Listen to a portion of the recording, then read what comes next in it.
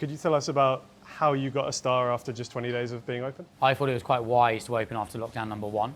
It wasn't. So we were only traded for 10 days. Then after lockdown 2, we traded for 10 more days. But we were fortunate enough for Michelin to come in to see what we did within those 20 days, which was great. Hi, I'm Andy Beynon. We're in the heart of Hackney in Behind Restaurant, and I'm going to give you a little tour of the kitchen. Come step into the walk-in fridge. So we're more focused on seafoods. As soon as you walk in, we have our fish that are drying out. Some of the fish here has been brined or cured with salt. So with brine, we use like a light seawater, and we tend to use that with more fatty fish. So the fatty fish are under here, which is freshwater trout. And you can see it's got this wonderful, like pure fat just there. Why seafood? Why was that for? I think especially like being in London, like people don't eat enough fish. And especially when you're going out to eat, like if you can imagine eating like multiple like fish dishes, you always think of like tapas. So I think being like really creative with dishes works really well. You can get a lot of flavour into it as well. So, these are lovely. These are Sicilian prawns just here. They actually freeze them on the boats as well. So they freeze them at -25. So they instantly kill them. We dehydrate the heads to make our prawn on toast, which I'll show you. Prawns we buy per box, and I mean, they do get quite pricey. Per prawn, we're probably paying around sort of £6, I'd say. So these, I mean, these are my favourite because they're deep ocean. They're in between Sicily and Morocco. They're a wonderful red colour. Unlike sort of gambas tend to be super meaty. The Sicilian ones are really creamy, even perfect for like a carpaccio.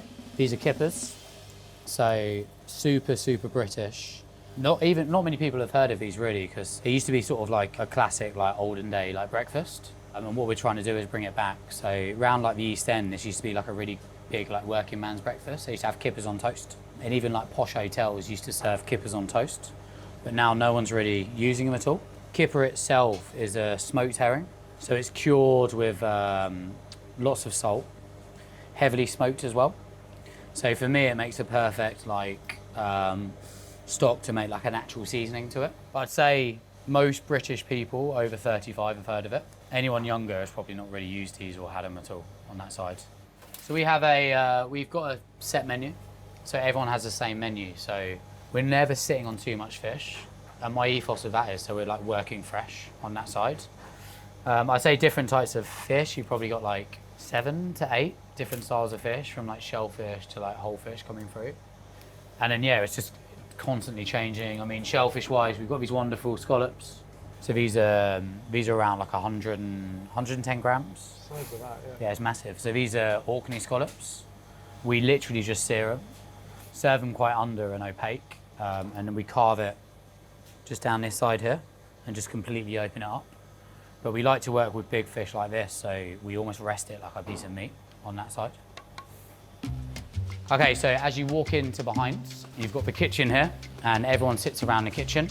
So I think I designed it on like a back of an invoice actually. I mean, I've always had this like in mind. So it's all just like curved around, so everyone's got like the best view into the kitchen.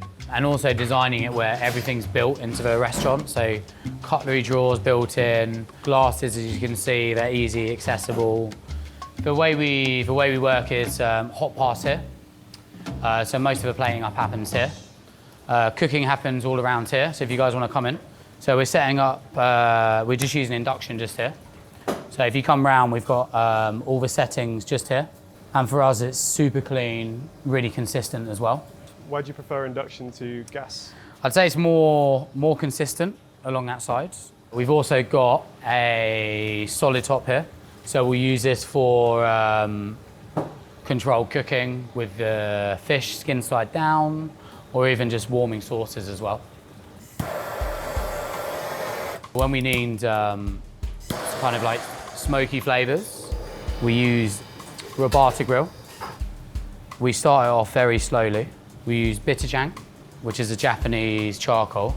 And what's so special about it is the hole right down in the middle, because it essentially acts like as a jet engine where it just shoots air through, and it really retains its heat. Once we've used it, we actually dip it straight into water, which I'll show you later. Cools it right down, and then we dehydrate it in our dehydrator, and then we can reuse it as well. Have you ever smuggled it home to barbecue over the weekend or anything? Yeah, do you know what? I've actually got one of these at home. They're brilliant. I use it so much. I even barbecue in the rain. I love it. Little umbrella. Quite a heavy-duty blowtorch, is that? Yeah, so a lot of kitchen blowtorches are tiny, but these are from a plumber's store. They're incredible. So yeah, they literally just last forever. We just change the gas on that. There's a few things I actually get from plumbing shops as well. There's a plumbing store round the corner, and I think I'm their weirdest customer. What we do is we use pipes, and these are just copper pipes, so they like really retain the heat. So what I do is I get them cut down to certain lengths and even like sizes as well, and we use these as molds. So when we're developing dishes or working on twills, normally I'll run to the plumber's shop and we can work out different like stencils we can get through on that side. Probably a lot cheaper than going to someone to custom make a mold for you, isn't it? Yeah, well, he's custom making them. So, I mean, I've always loved madeleines, and we serve them at the end of a meal. But what we do is we stick back to madeleines being traditional. So when you buy madeleine molds now, you'll buy madeleine molds with already a shellfish shell inside it. So what we do is we get these wonderful clamshells, and this is going to be the base to our madeleines. So what we do is, as a customer starts finishing their last dish, we start baking these, but we actually bake them right inside of the shells. Is it always done in clamshells? Have you experimented with other shells? We don't want anything too big. I used to find scallop shells, they just souffle so much, and they're massive.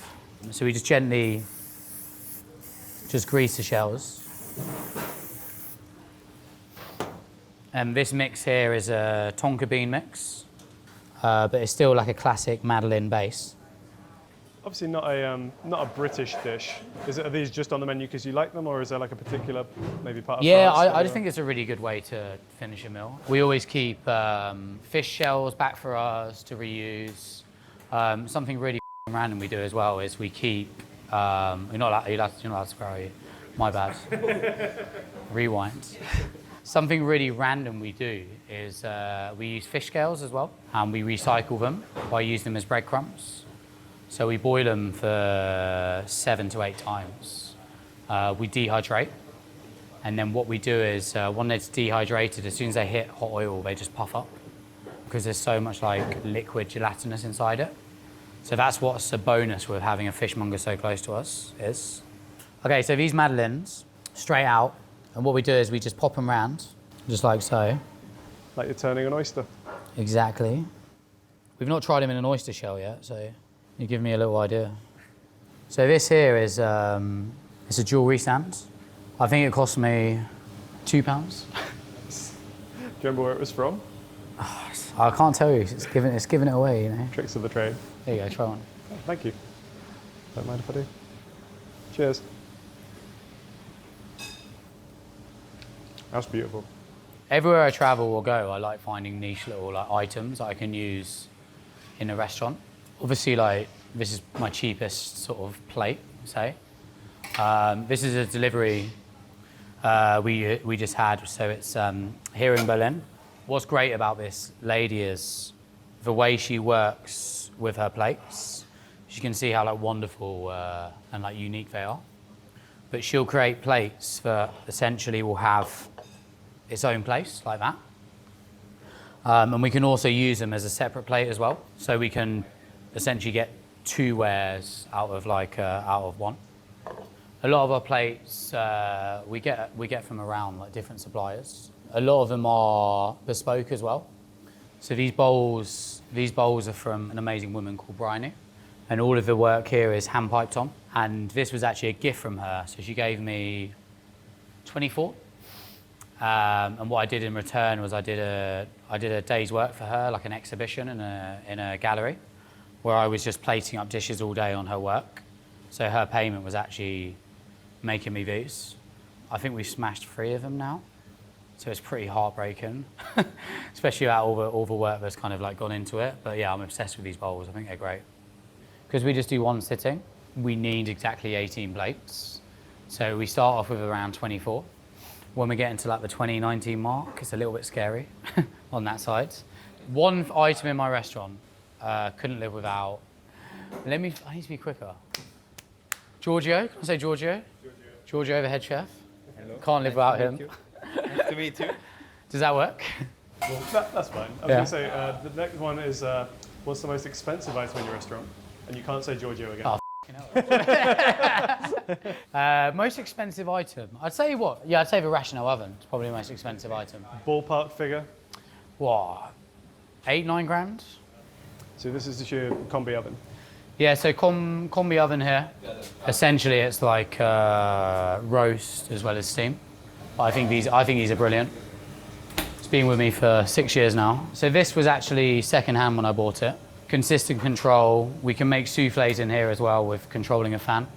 So it's just a consistent heat going around. Never let me down, So as you can see here, and as I mentioned, we use a whole prawn or utilize a whole prawn. So what we do to the heads is we first take all the brown meat out just there. So this is like a really umami, salty, like seafood flavor. We mix it with olive oil to use as a seasoning or natural seasoning. The head itself, we just take out the eyes, just there, and anything bitter inside, like the gills. And then from that point, it's boiled for 6 minutes, and then we dehydrate it in here. So the reason we dry these out, have you had prawns on toast before? Of course. One of my favorite things in like a Chinese takeaway.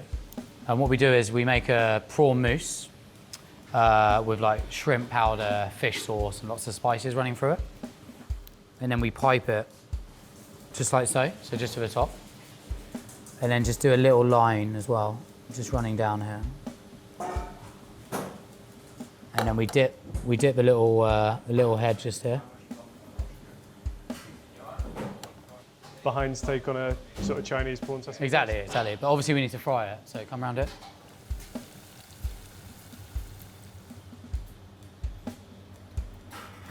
We use these to sort of essentially just angle everything we want to go.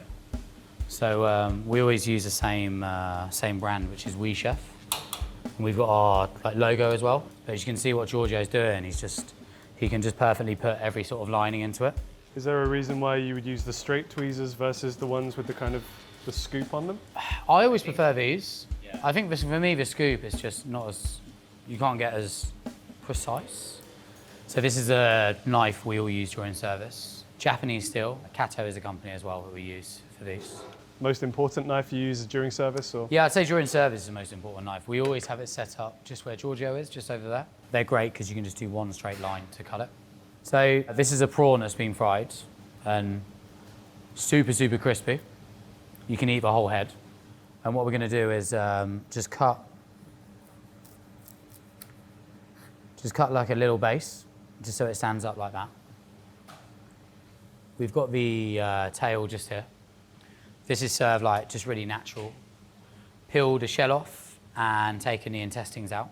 And we're just gonna dress it gently with some olive oil. Just like so. And the tail just goes on top like so.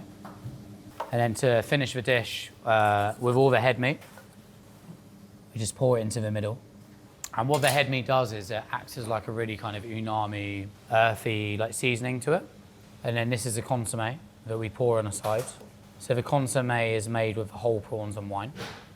And the idea is to essentially drink this because it's super fresh. And then this is like a really kind of intense dish where you've got the prawns on toast, the brown head meat, and then a delicate tail that's just dipped inside it. And actually in the restaurant, the only bit of cutlery we give the customers are these tweezers, because we literally want everyone to eat it with their hands and like get messy with it as well. And you save on washing up? Save on washing up. Cool. I think that's pretty much all I had. Yeah, we're good, happy? Yeah, definitely. Cut. Job done. Thank you very much.